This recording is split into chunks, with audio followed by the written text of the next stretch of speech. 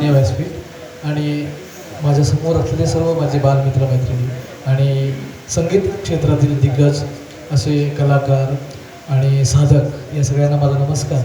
खरं तर गेली 8 ते 10 वर्ष जिल्हास्तरावर कधी ना कधी मी परीक्षक असतो, त्यामुळे या स्पर्धांचं जे महत्त्व तुमच्या आयुष्यामध्ये आहे ते मला नक्कीच माहीत आहे. या स्पर्धेने अनेक बदल पाहिले आहेत. सुरुवातीला सकाळपासून जसं सांगतायत सगळे निवेदक की पहिल्यांदा मान्यवर कलाकार असायचे साथीदार म्हणून, त्यांची स्वतःमध्ये स्पर्धा व्हायची. त्यानंतर काही शिक्षक मग प्रायमरी सेक्शनचे शिक्षक वाजवायला लागले आणि हे सगळं होताना कुठेतरी वादविवाद व्हायचा. मला तर माहीत आहे की जेव्हा अण्णेसाहेब किंवा अन्य किंजळकर साहेब आहेत ते जेव्हा विचारायचे की आमच्या स्पर्धांना जरा परीक्षक याल का, तर अनेक हात जोडायचे म्हणजे नको तुमच्या स्पर्धांना नको. कारण काय तर काहीतरी वाद व्हायचे आणि शिक्षक चांगल्या प्रकारे सहकार्य करायचे, पण जे कलाकार असायचे किंवा त्यांच्यामध्ये पालक असायचे ते केव्हा वाद व्हायचे आणि बरेच त्याची पार्श्वभूमी आहे.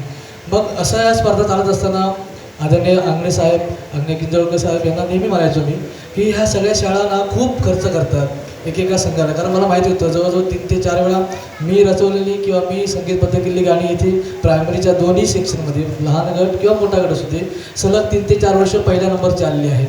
त्यामुळे मला माहीत होतं ते किती खर्च करायचे. मग त्यांना मी सूचना करायचो दरवर्षी की सर असं काही करता येईल की संगीत क्षेत्रामधले काही जे जाणकार लोक आहेत त्यांना थोडं मानधन देऊ, तुम्ही त्यांना शाळेमध्ये वर्षभर बोलवा, मुलं घडवा, मुलंच वाजवते मुलंच गावते. आणि आदरणीय अंगणे साहेब आणि अनेक जे साहेब आहेत त्यांनी कुठेतरी म्हणणं ऐकलं. खरं तर हा त्यांचा मोठेपणा. आपण जोरदार टाळ्या वाजूया या सगळ्या अधिकारी लोकांसाठी. कारण आज अनेक जे वादक मुलं दिसत आहेत की म्हणून आमच्याकडे जी हायस्कूलला येतात मुलं ती सुद्धा मराठी शाळेतून आलेली असतात, त्यामुळे आमचं काम जर सोपं होतं.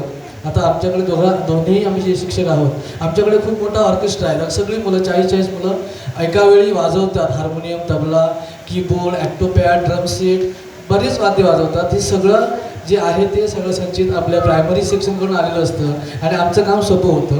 तरी मला अजून एक विनंती आहे की जे यूट्यूबवरून बघून गाणी बसवतात, काही वेळा सरगम जे असतात यूट्यूबला सुद्धा काही सगळं चांगलंच असतं असं नाही, तर सरगम वेगळी असते आणि लावलेले स्वर वेगवेगळे असतात. असं आजच्या 3-4 गाण्यामध्ये जाणवलं. तर जेव्हा तुम्ही अशी गाणी बसवता तेव्हा किमान एका चांगल्या जाणकाराकडे जाऊन तुम्ही ते सरगम योग्य आहे का खात्री करा.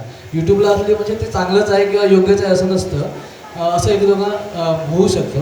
तर त्याचा तुम्ही नक्की विचार करा. आणि आम्हाला इथे संगीत या स्पर्धेचं परीक्षण करण्यासाठी आमंत्रित केल्याबद्दल मी शिक्षण विभागाचे आभार मानतो. थँक्यू.